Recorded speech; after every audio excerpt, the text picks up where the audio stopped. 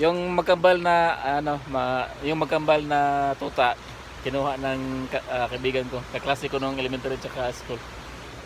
Yung dalawa wala na kasi ayaw magpa-expose sa publiko yung bagong owner nila. Ito si Boss Christopher Camco, oh. Yan, dalawa, oh. Meron na kayo, maligo muna kayo sa dagat. Sige na. Doon ko lang tuliguin sa amin. Doon na lang sa inyo. Oh, sige, ingat, maraming salamat. Boss Lev. Okay, thank you. Oh. Kaya doon. Oh. Salamat kasi may yan.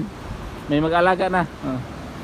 Salamat naman sa mga tao na nakakita sa post at saka yung mga aso ay mabigyan ng tamang pag-aaruga, pag-aalaga, pagkain, magandang tirahan.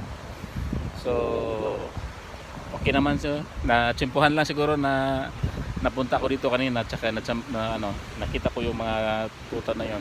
Yung magkambal ito, dalawa nakita, didalan niya.